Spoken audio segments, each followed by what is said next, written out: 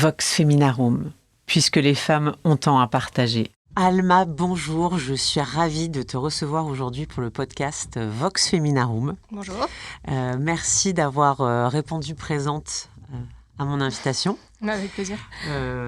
Alma, en quelques mots, est-ce que tu peux nous dire qui tu es ? Ouais, ça, c'est une vaste question. Absolument. Et comment tu as envie de te définir aujourd'hui, en tout cas ? Ouais, ça, c'est un peu difficile comme question, c'est vrai.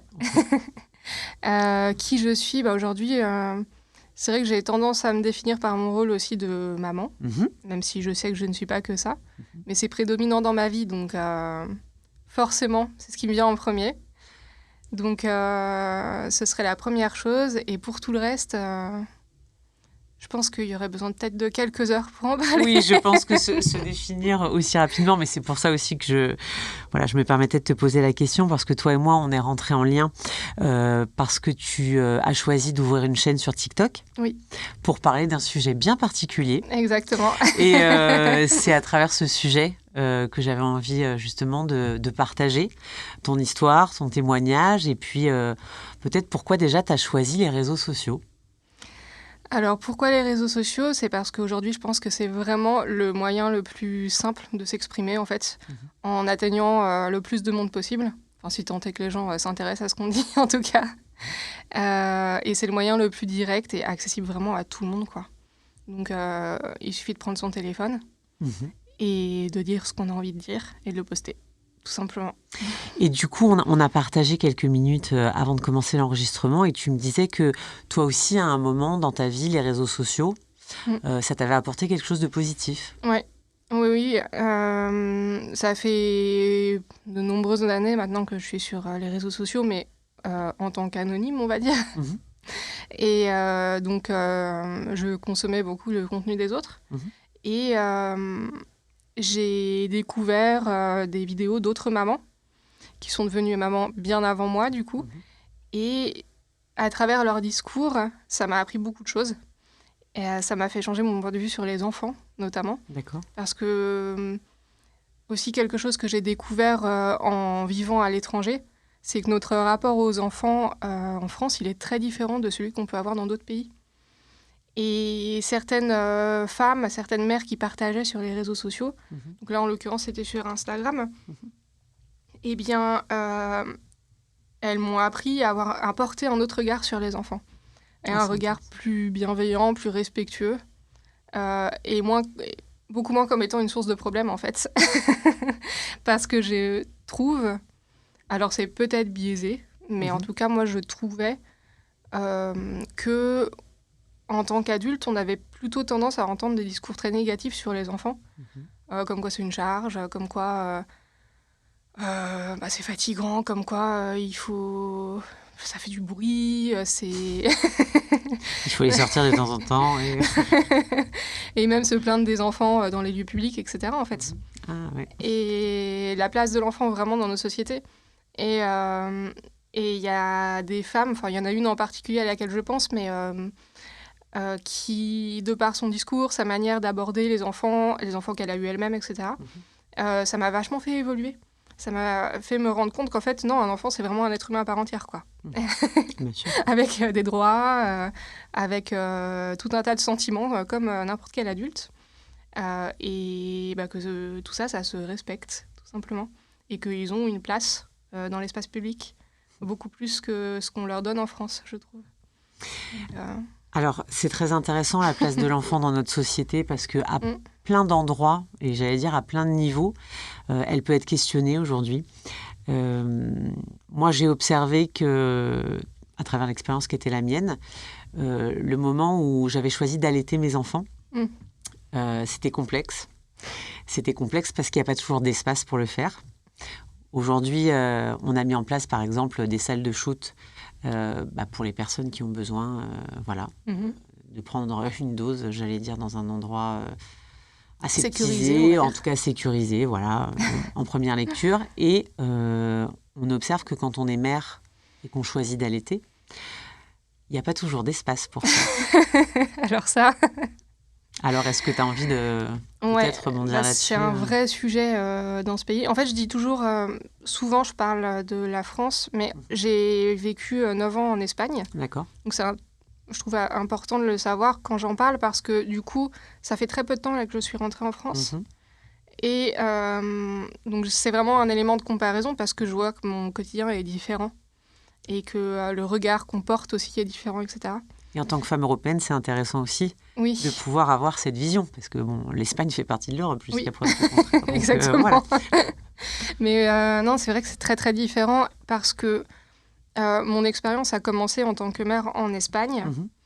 Tu as accouché en Espagne? J'ai accouché en Espagne, oui, tout à fait. Et ensuite, là, elle se poursuit en France. Alors, j'ai toujours eu un pied en France parce que ma famille, mes amis, etc. Mais quand on vit en Espagne, moi j'étais à Madrid, la capitale, donc peut-être que c'est différent en dehors de Madrid, mais j'ai pas l'impression de ce que j'en ai vécu. L'espace public, déjà, est beaucoup plus vivant, en tout cas beaucoup accueillant, on va dire, pour les femmes, d'une manière générale. Et quand on a un bébé, on se sent aussi accueilli à l'extérieur de chez nous. Ce qui, je trouve, n'est pas du tout le cas en France, ou beaucoup moins, on va dire. Alors, je voudrais pas paraître trop... C'est intéressant, parce que là, le podcast est enregistré à Paris. Alors moi, je vais partager une petite expérience pour rebondir sur ce que tu dis. J'ai souvenir que quand mes filles étaient petites, on avait voulu aller boire un café en terrasse dans un super café de Saint-Germain-des-Prés qui est très connu pour ses rencontres littéraires. Et on nous avait gentiment demandé de partir, en fait. D'accord. Et je m'étais dit, mais comment peut-on demander... et les enfants ne faisaient pas du tout de bruit. Enfin, je veux dire, tu évoquais le bruit tout à l'heure. Déjà, je tiens quand même à rappeler qu'un enfant qui fait du bruit, c'est quand même bon signe. Ça veut dire qu'il est vivant, a priori, jusqu'à voilà. Mais c'est vrai que c'est assez surprenant de voir comment on est accueilli quand on a une poussette, un porte-bébé, voilà. Oui, mon enfance, je l'ai vécue, en tout cas au début, à Paris, mais mes parents sont parisiens, donc... oui, donc tu connais le sujet. Oui. Et du coup, c'était une époque un peu différente déjà, mais... Oui. Tu veux dire que c'était plus ou moins accueillant ? Je ne saurais pas dire si c'était plus ou moins accueillant, mais en tout cas, c'était différent. Je crois, j'ai le sentiment que le relationnel était différent il y a 30 ans par rapport à aujourd'hui, avec peut-être un petit peu plus de chaleur humaine, je ne sais pas. Mais c'est totalement subjectif comme ressenti. Non, mais c'est intéressant, tu vois, parce que parfois on partage pas toujours là-dessus, et en même temps, moi j'observe maintenant que mes filles sont plus grandes que certaines mamans sont gênées, qu'elles osent pas en parler, ou tu vois, il y a une petite gêne comme ça, et je me dis, mais une femme qui a un enfant dans les bras devrait être gênée de rien du tout, en fait. Au contraire. Au contraire. Ouais. Et demander de l'aide et en obtenir et ne même pas avoir à la demander, à la limite. Moi, c'est l'expérience que j'ai eue en vivant en Espagne, justement. C'est que quand je sortais seule avec ma fille, qui était encore plus petite que maintenant, du coup, eh bien, on m'aidait. Et je me souviens de la première fois que je suis sortie seule avec elle en poussette. J'avais quand même pris le porte-bébé au cas où, évidemment, parce que je savais que, ça pouvait être plus simple. Et elle avait déjà plusieurs mois, je ne saurais plus quel âge, mais j'ai pris le bus avec elle. Et là, je me suis dit, quelle galère ça va être si elle se met à pleurer, etc. Et en fait, on m'a aidée, quoi. On m'a aidée à porter la poussette, on m'a aidée à descendre la poussette du bus, on m'a aidée pour tout. À un moment, elle s'est mise un peu à chouiner, on m'a aidée, j'ai eu des sourires réconfortants, compatissants. Les gens viennent, demandent si on a besoin de quelque chose. Et je m'attendais pas du tout à ça parce que je pense que quand on est français et qu'on a vécu en France, eh bien, c'est pas le comportement qu'on attend des autres, quoi. Alors, t'en parlais tout à l'heure très justement, c'est-à-dire que on parle souvent de l'enfant sous le prisme, j'allais dire, de la difficulté, et rarement, ou pas assez en tout cas, sous le prisme de la joie aussi. et du bonheur que ça apporte. Et j'allais dire vis-à-vis des parents, mais pas que. En fait, c'est tout l'environnement et le rapport que les gens peuvent avoir à ça. Donc, quand toi, tu as choisi sur TikTok de partager, tu l'as fait sur un axe précis. En tout cas, il y avait cette volonté. Je sais que je voulais partager pour... Je pense qu'il y avait beaucoup de raisons qui s'entremêlaient, mais déjà, je voulais déjà un peu porter ma voix, tout simplement. Si tant est que j'ai quelque chose d'intéressant à dire sur quelque chose, si ça peut interpeller quelqu'un, aider quelqu'un, voilà. Bien sûr. Et alors, ça a évolué en quelques mois, forcément. Je me suis mise assez rapidement à parler d'allaitement parce que j'ai trouvé que c'était un vrai sujet, en fait, de par beaucoup de remarques, de mythes autour de l'allaitement, etc. Et j'ai vu aussi autour de la maternité, moi, c'est quelque chose que j'ai très bien vécu, alors que je m'étais préparée à très mal le vivre. Mais je pense que si je l'ai bien vécu à ce point, c'est aussi parce que je m'étais préparée à très mal le vivre. Ça peut paraître un peu contradictoire, mais j'avais pas d'attente. Enfin, j'avais un peu peur de la dépression postpartum. J'avais peur de regretter ma vie d'avant. Enfin, toutes ces peurs qu'on peut avoir et tous ces vécus que parfois les femmes ont. J'avais peur que ça me tombe dessus. Et au final, c'est tout le contraire qui s'est passé. Mais je sais que je pense en tout cas que c'est pas totalement par hasard. Et du coup, je voulais partager aussi autour de ça. J'ai envie que les femmes qui souhaitent avoir un enfant soient prêtes dans leur tête. Ce que je veux dire par là, c'est que je pense que pour que ça se passe bien, il faut mettre toutes les chances de son côté, vu que la société n'est pas adaptée à la maternité, en fait. Donc, vu qu'on ne peut pas compter sur un environnement sain et respectueux de notre maternité, il faut le créer nous-mêmes. Et pour ça, faut être au courant qu'il y a des problèmes et qu'il y a des choses qui ne vont pas, quoi. Pour essayer de se préserver, pour essayer de mettre toutes les chances de son côté par rapport à ça. Si je te donne une baguette magique, c'est quoi la première chose que tu changes ?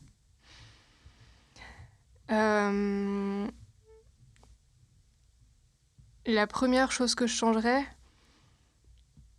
je pense que c'est notre rapport au vivant. Le rapport des êtres humains au vivant. Parce que... Alors, c'est un sujet qui peut paraître éloigné, mais en fait, je pense que c'est un sujet qui est très, très proche. On parle beaucoup d'écologie, etc. en ce moment. Je pense que le lien est très, très, très... Enfin, moi, il me semble évident, mais je sais qu'il ne l'est pas forcément pour tout le monde, premier abord. Mais je pense vraiment que si on respectait tout le vivant qui existe sur cette planète, quoi... C'est-à-dire la nature, les animaux... Oui, la nature, tout... Ça peut paraître un peu excessif, mais on va dire du petit brin d'herbe jusqu'à n'importe quel grand mammifère qui existe sur cette planète. Je crois que si on les respectait juste parce que ils sont là et ils sont ce qu'ils sont, eh bien, forcément, on respecterait aussi tous les autres êtres humains. Et je pense qu'on respecterait aussi beaucoup plus les femmes, la maternité, les enfants, parce que tout ça, c'est lié, quoi. Je sais que ça peut paraître un petit peu perché pour certaines personnes de dire ça, mais c'est comme ça que je le vois et que je le ressens, en tout cas. Alors écoute, moi je dois faire partie de la team perché et je suis super fière d'en faire partie parce que je pense que nous vivons en société où on vit dans un système qu'on appelle la vie et qui se transmet à travers la nature, à travers les animaux et qu'on est tous interconnectés. Et que finalement, quand on voit comment, pour des raisons économiques, parfois on maltraite la planète, c'est oublier qu'il y a dans ces démarches des rapports de pouvoir qu'on peut retrouver de façon systémique à plein d'autres endroits, Oui. Notamment dans le rapport aux droits des femmes, Ouais. Et au droit à vivre sa maternité sereinement. Bah oui. Alors, sereinement, chacune peut y mettre la définition qui est juste, mais je pense que, par exemple, le droit à pouvoir allaiter tranquillement, si on a envie ou pas. Et d'ailleurs, c'est une question que je voulais te poser. Quand tu as donné naissance à ta fille en Espagne, est-ce qu'on t'a fortement incité à allaiter ou est-ce que ça a été ton choix ? En fait, pour tout te dire, j'avais décidé d'accoucher à domicile. D'accord. En Espagne. Finalement, j'ai accouché à l'hôpital. Ça s'est pas déroulé tout à fait comme je le souhaitais. J'ai terminé par aller à la maternité. Bon, tout s'est très bien passé par ailleurs. J'avais déjà décidé d'allaiter. On m'a juste pas posé la question, en fait.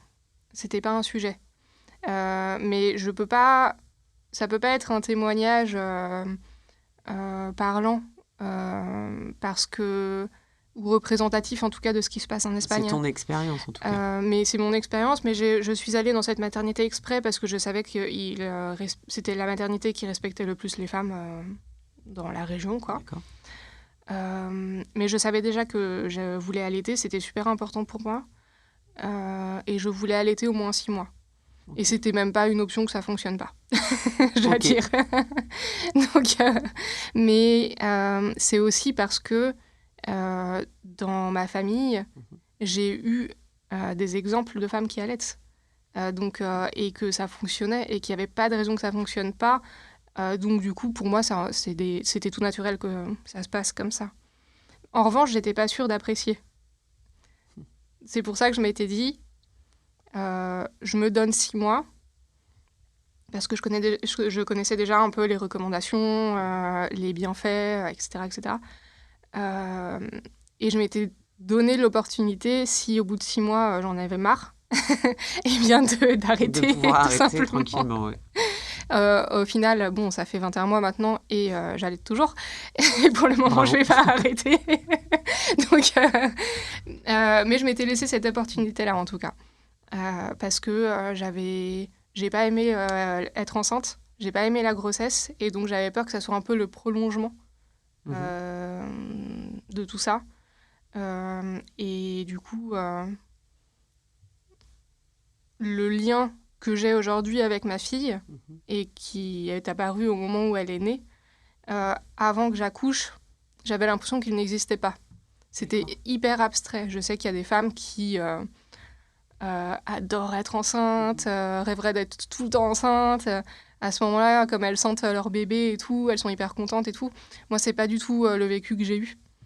Donc, j'avais peur de continuer ce vécu-là, entre guillemets, à cause de l'allaitement. Au final, bon, c'est pas ce qui se passe. Mais j'avais vraiment peur de ça. Donc... Est-ce que je peux te demander ce que tu préfères et ce que tu détestes dans l'allaitement ? Il n'y a rien que je déteste. Ok, c'est déjà une bonne chose. Du coup, Alma, si je devais te poser la question, que s'est-il passé pour toi le jour où tu as eu tes règles ? Pour la première fois. Alors, qu'est-ce qui s'est passé ? J'ai pas le détail de manière extrêmement précise en tête. En revanche, je me souviens que ma mère m'en avait déjà parlé. Donc, je savais ce que c'était, quoi. Donc, du coup, je suis allée lui dire, tout simplement. Et je me souviens qu'elle était super contente. D'accord. Et qu'elle l'a dit à mon père. Et que... je me souviens plus trop de la réaction de mon père, mais plutôt content, quoi. Et je comprenais pas très bien pourquoi tout le monde était super content. C'était la fête de la joie, mais on sait pas pourquoi. Et puis j'ai vite compris que ça allait rapidement m'embêter, cette affaire. Qu'est-ce qui était le plus embêtant? La logistique. Oh, c'est très terre à terre là, mais, mais la logistique et que ça revienne tous les mois. Et devoir... Pendant longtemps, j'ai pas noté... alors qu'en fait, je me suis rendu compte que j'avais un cycle hyper régulier. Mais pendant longtemps, j'ai pas noté à quel moment j'avais mes règles. Et donc, du coup, je savais jamais quand est-ce que j'allais les avoir. Donc, quand t'es un peu, tu sais, dans cette incertitude, mince, quand est-ce que ça va arriver et tout. Bon, tu sais pas. Et puis, bim, ça arrive à un moment où t'as pas choisi et... Alors, ce qui est sympa, c'est que maintenant, il existe Oui. de nombreuses applis qui nous permettent de rentrer. C'est ce que je fais maintenant depuis quelques années. D'accord. C'est plus simple. Mais non, je me souviens de la réaction, voilà. Okay. Ma mère contente, enfin hyper contente en tout cas. Mon père content et moi, bon, voilà quoi. T'avais pas de douleur particulière? Non, ça n'a jamais été... j'ai cette chance de ne pas avoir de douleur, etc. Maintenant, parfois, ça peut arriver, mais bon, ça, franchement... C'est anecdotique. C'est anecdotique. Et en plus, c'est un cycle hyper régulier et tout, donc je suis pas à plaindre. Hein, mais ça, vraiment, très clairement, ça me saoule un petit peu. Et ça fait très longtemps que je me dis que si je pouvais m'en passer, je m'en passerais. Je te répondrai qu'il y a un temps pour tout. Mais ça, c'est un autre sujet qui sera sûrement l'objet d'un autre podcast. Est-ce que tu penses qu'on devrait financer les protections hygiéniques? Bien sûr. Je pense que oui. Est-ce que c'est fait en Espagne? Tu sais? Je ne sais pas du tout. C'est une excellente question. Là, je ne sais pas. Non, je ne sais pas non plus. Donc, question ouverte. Si quelqu'un a la réponse, n'hésitez pas à nous contacter. Du coup, quand tu fais, j'allais dire, le bilan de ton expérience entre la France et l'Espagne par rapport au rapport à la maternité. Tout à l'heure, tu me disais que ce que tu aimerais changer, c'est notre rapport au vivant. Oui. Là, je vais poser la question à la citoyenne française que tu es. Qu'est-ce que tu changerais dans la société, concrètement? Il y a beaucoup de choses que j'aimerais changer, mais si on reste un peu dans les sujets qu'on est en train d'aborder, j'aimerais beaucoup que les gens se rendent compte à quel point c'est incroyable le fait qu'on puisse donner la vie. Moi, je trouve ça... je m'en suis rendu compte le jour où je suis devenue mère.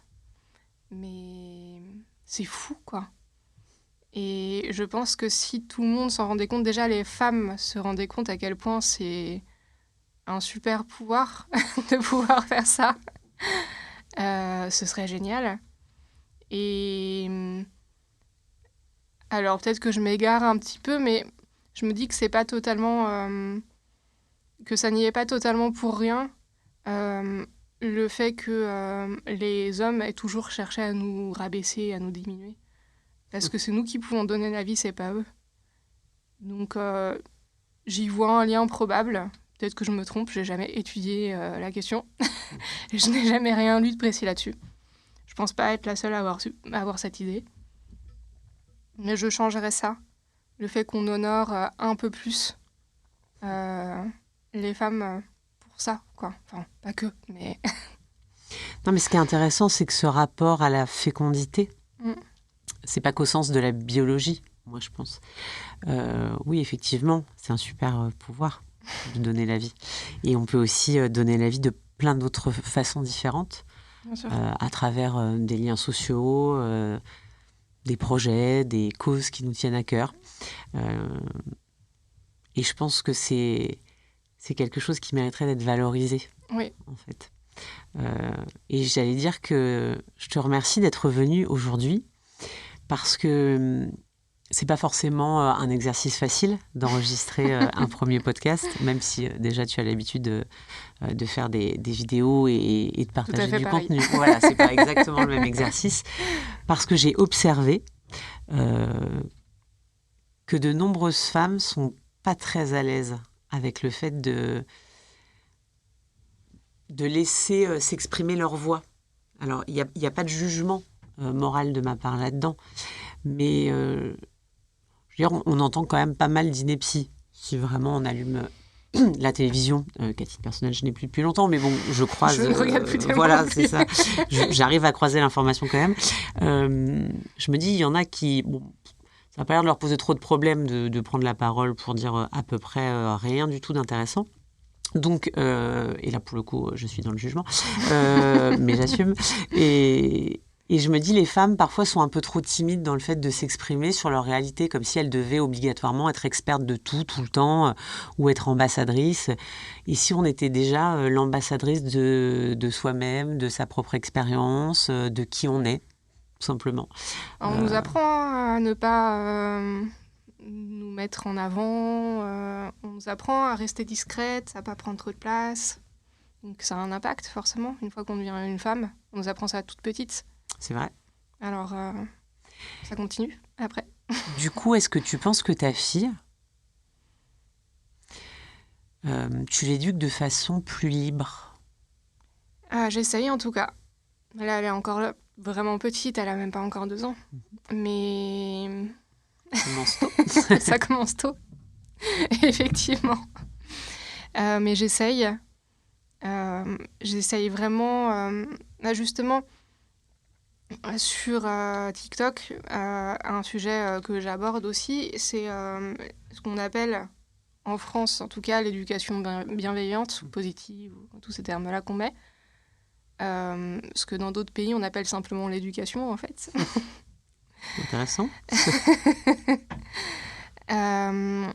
Et je crois que de par cette forme d'éducation, on va dire, quand on respecte un enfant, que ça soit une petite fille ou un petit garçon, en fait, on l'élève de la même façon, presque. La seule chose, c'est que j'aimerais qu'elle ait les outils, vu qu'elle va grandir a priori en France, j'aimerais qu'elle ait les outils pour être le plus en sécurité possible. Et qu'elle sache, en tout cas quand elle est avec nous, qu'elle sache que sa valeur, c'est elle-même. Et pas son apparence physique. Pas... Et ça, c'est pas forcément simple. Mais que déjà là, dans notre espace privé, et on a déjà commencé à lui apprendre le consentement, quoi. Bien sûr. Donc, ça commence très tôt. Ça commence extrêmement tôt. Même s'ils ne savent pas parler, on peut parfaitement leur apprendre parce que même lorsqu'ils ne connaissent pas encore les mots, ils savent s'exprimer et montrer quand ils ne sont pas d'accord, etc. Donc, en tout cas, j'espère qu'on réussira à lui donner tous les outils dont elle a besoin pour et pouvoir se protéger et pouvoir s'épanouir et de la façon qu'elle souhaitera, surtout. Du coup, tu penses que l'égalité homme-femme aujourd'hui, elle en est où? Il y a encore un peu de travail, on va dire. Quand tu dis un peu, tu le dis avec le sourire? C'est légèrement ironique, le un peu. Je pense qu'il y a encore énormément de travail à faire. Parce que il suffit pas d'avoir des lois qui sont censées nous assurer une égalité fictive. Certes, il y a des lois. Après, il y a les faits. On voit l'application des lois. Il y a l'application des lois. On le voit bien déjà au niveau des salaires. Aujourd'hui, rien que ça. On voit bien qu'il y a encore une différence, même si la loi est faite pour qu'il n'y en ait pas. Et je ne suis pas pour une espèce d'égalité à tout prix où tout devrait être strictement identique. Je ne pense pas que ce serait ça l'égalité. Je pense qu'il faut une équité, mais que chacun soit respecté aussi dans ce qu'il est. Il se trouve que on ne vit pas de la même façon qu'un homme. C'est pas possible. Enfin, c'est pas possible, quoi. On n'est pas fait pareil. C'est ça. Donc, c'est normal. Et ça devrait pas être un problème, tout simplement. Mais que tout le monde puisse s'épanouir comme il le souhaite et soit respecté. Enfin, de la même façon. En fait, il faudrait juste pas que ça soit un sujet, quoi. Il faudrait plus que ça soit un sujet. Il faudrait plus que ce soit un sujet. Absolument, c'est très bien résumé. Du coup, si je te demande quelle est ta définition de la féminité? Non, ça vraiment... je suis pas sûre d'être capable de répondre à cette question. Je ne sais pas du tout. Et... je pense qu'il y a 10 ans, j'aurais peut-être répondu quelque chose. Aujourd'hui, je ne sais pas du tout quoi répondre à ça. Tu penses que c'est une définition qui évolue? Je ne sais même pas s'il y a vraiment une définition, en fait. Il y a peut-être plusieurs. Il y en a peut-être je pense plusieurs. qu'on a chacune une définition. Peut-être. L'objectif de se poser la question entre nous, j'allais dire, c'est que chaque femme puisse partager aussi un petit bout de ce qu'elle a compris ou de ce qu'elle a touché dans cette féminité. Toi, tu as choisi quand même de parler d'allaitement. C'est un sujet qui me tient à cœur parce que quand on entame un allaitement, on se rend compte de beaucoup de choses. On se rend compte que on n'a pas forcément accès facilement à l'information. On se rend compte que dans notre entourage, il y a beaucoup de femmes qui ont commencé à allaiter et qui ont arrêté, non pas parce qu'elles avaient fondamentalement un problème dans leur corps, mais parce que c'est ce qu'on leur a dit, ou ce qu'on leur a fait croire, parce qu'il y a beaucoup de professionnels de santé qui ne sont pas formés à l'allaitement, et qui donnent quand même des conseils, et donc des mauvais conseils, sans parler d'individus lambda qui pourraient donner des conseils parfois très gentiment pour aider, mais qui ne sont pas non plus des bons conseils, parce que basés sur des mythes, il y a énormément de mythes autour de l'allaitement. Tu penses à quoi, par exemple? Quand on dit à une femme que son lait n'est pas assez nourrissant, ou que dans la famille, le lait n'est pas assez nourrissant, ça n'existe pas, ou alors c'est une pathologie et c'est très rare, le lait pas assez nourrissant, par exemple. Il y a des professionnels de santé, et là, justement, sur mon compte TikTok, je reçois beaucoup de témoignages, vu que j'en parle, de femmes qui ont un pédiatre qui leur ont dit que non, mais à partir de 6 mois, ça ne sert plus à rien d'allaiter. Je crois qu'ils ont oublié de lire les recommandations internationales à ce sujet, par exemple. Et il y en a beaucoup, et c'est totalement affolant. Parce que les pédiatres ne sont pas formés à l'allaitement. Je crois qu'ils reçoivent 1 heure de formation durant leurs études au sujet de l'allaitement, donc c'est très peu. Mais en fait, ce n'est pas le sujet. Quand on est pédiatre, on est médecin. Médecin pour les enfants. Donc le sujet, ce sont les pathologies infantiles. Et c'est pas grave en soi de ne pas être formé à ça, même si je trouve que faudrait peut-être le changer, évidemment. Mais dans ce cas, abstenez-vous de donner des conseils et redirigez vers quelqu'un de compétent. Aujourd'hui, il existe les consultantes en lactation qui sont certifiées IBCLC. Ce sont les seules qui sont réellement compétentes sur le sujet, parce qu'elles reçoivent une espèce de formation continue, en fait. Et tous les 5 ans, il faut revalider le diplôme. D'accord. Donc ça veut dire qu'elles sont forcément à jour dans les connaissances. Je crois que pour revalider le diplôme, c'est soit de la formation continue, soit un examen à repasser. Et je ne sais pas si ça dépend des pays ou si ça dépend des années, ça je ne sais plus du tout. Mais du coup, il y a beaucoup de femmes qui voulaient allaiter et qui arrivent à la maternité en se disant « bon, moi je vais allaiter mon bébé, quoi ». Et au final, il y en a énormément qui ressortent de la maternité sans même allaiter alors que c'était leur désir. Et je trouve ça tellement triste. Parce qu'à la maternité, il y a aussi beaucoup de professionnels de santé qui n'ont donc pas été formés à l'allaitement, parce que sinon, il faut que ça soit une démarche volontaire de leur part, mais qui pensent avoir des connaissances, et du coup, qui donnent de mauvais conseils. Quand un bébé vient au monde, il fait un certain poids, et après, on sait qu'il perd un petit peu de son poids, et qu'au fur et à mesure, il va le reprendre. Et on estime que ce processus, s'il n'est pas assez rapide, on va conseiller à la maman de donner un biberon. Or, si une maman aussitôt donne un biberon, qu'est-ce qui se passe ? Au niveau de la production du lait, ça devient problématique, quoi. On sait que le bébé doit téter pour donner l'indication au corps qu'il faut produire du lait. C'est la succion qui permet, en fait, qui enclenche le processus, bien sûr. Et en fait, il y a beaucoup de choses qui sont pas... Alors, je reçois aussi des témoignages de femmes qui me disent, et qui sont parfois pas hyper bienveillantes, on va dire, et qui me reprochent de les faire culpabiliser parce que je parle d'allaitement et qu'elles n'ont pas allaité. Alors, évidemment, c'est pas mon but. Je pense aussi que la culpabilité, c'est quelque chose qui nous appartient. Donc, quand on culpabilise, c'est censé être un indicateur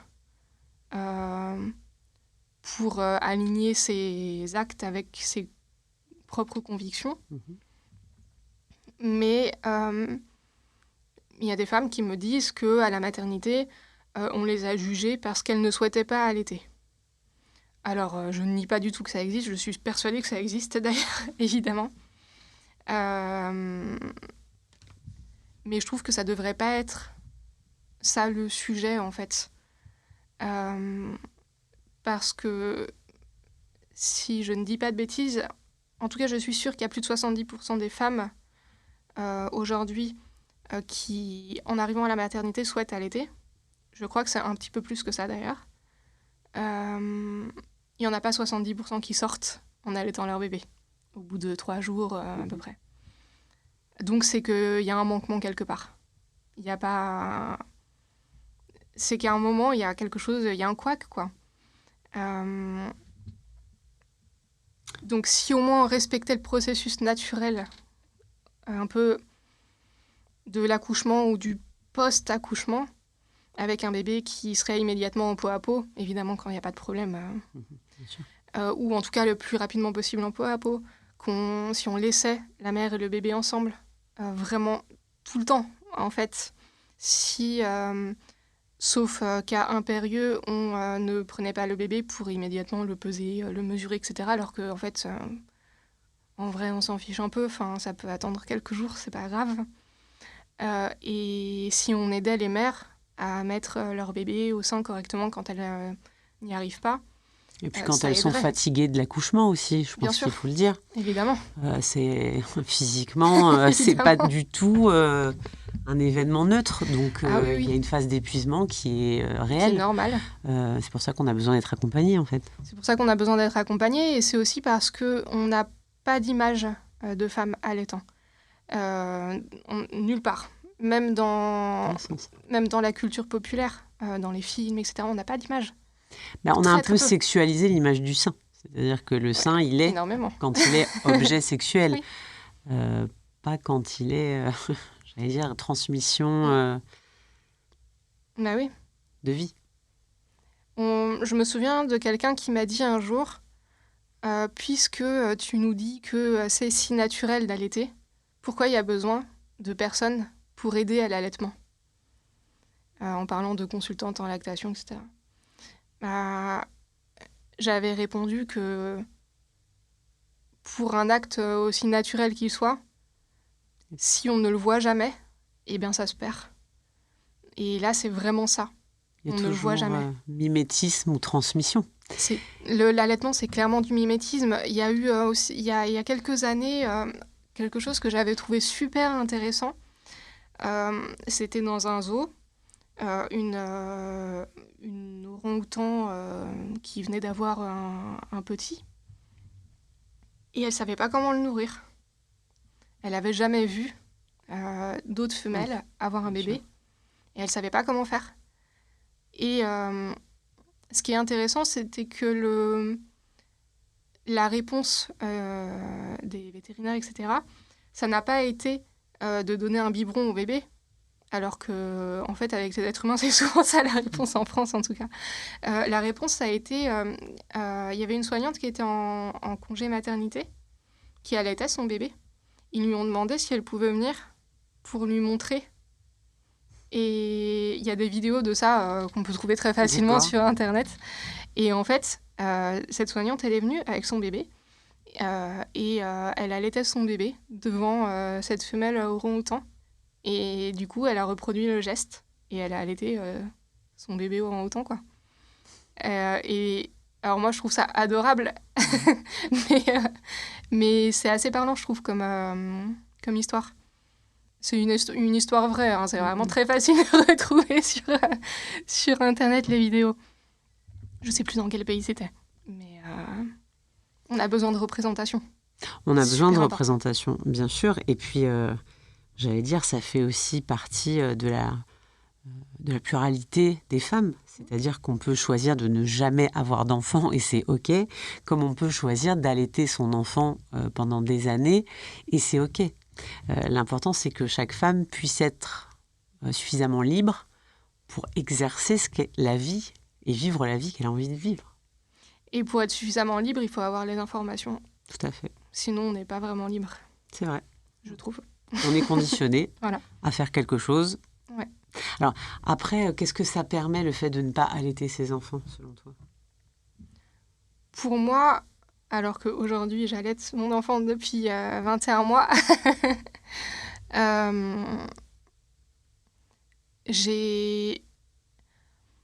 En fait, il y a une part de moi qui peut comprendre et qui comprend pourquoi il y a des mères qui font ce choix de ne pas allaiter et de même pas essayer.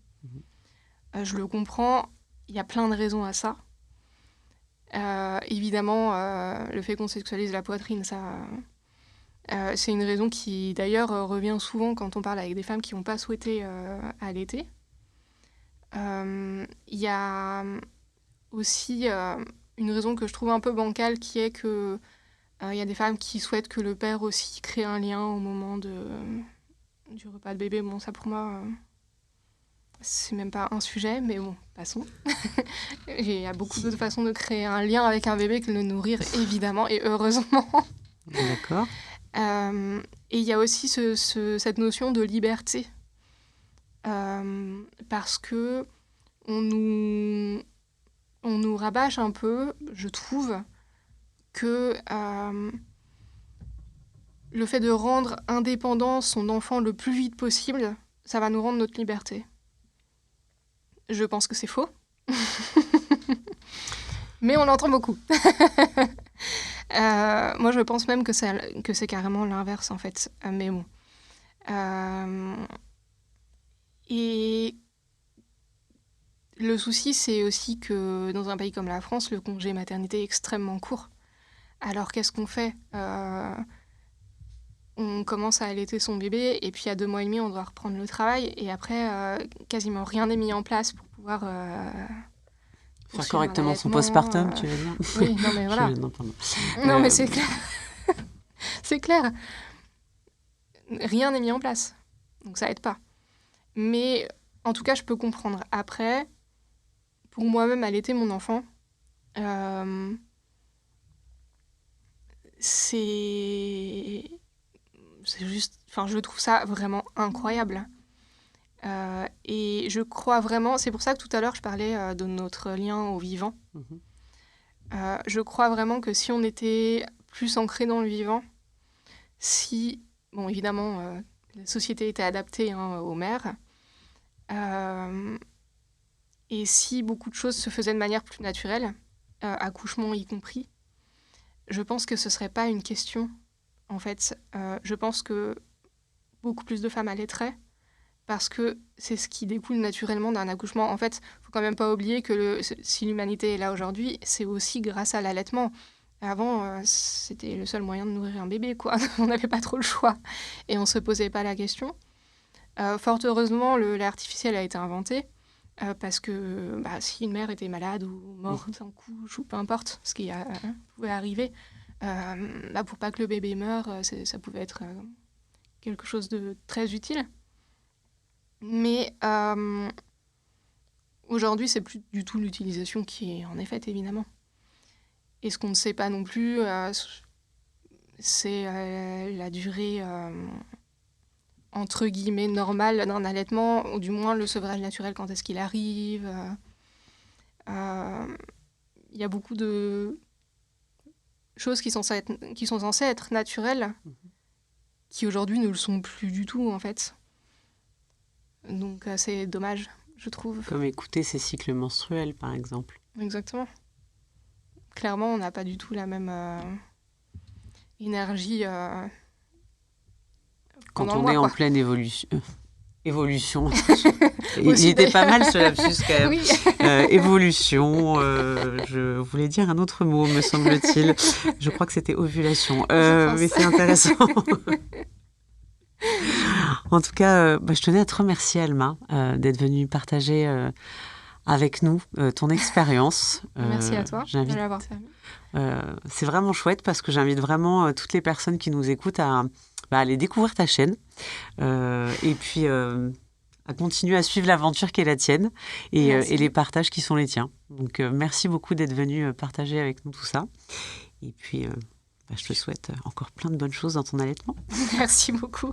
Et si je peux continuer à communiquer de l'information pour que j'entende plus aucune femme me dire je regrette de ne pas avoir allaité ou de ne pas avoir poursuivi mon allaitement parce que j'avais pas toutes les connaissances. Et maintenant que je les ai, je regrette et j'aurais aimé pouvoir poursuivre. C'est la seule chose que je souhaite en fait. Vraiment, les femmes n'aient pas de regrets dans leur maternité. C'est tellement triste parce qu'on ne peut pas revenir en arrière, quoi. On peut faire un autre enfant, certes, mais c'est pas pareil. C'est vrai. Donc, pour pas avoir de regrets, il faut juste avoir de l'information au maximum. Faire un choix en conscience, avec tout ce qu'on sait. Ouais. Merci beaucoup en tout cas pour ton partage, Alma. Merci à toi. À bientôt. Vox Feminarum remercie chaleureusement La Cité Audacieuse, tiers-lieu féministe sous l'égide de la Fondation des femmes. Un grand merci à vous, mesdames, pour votre soutien.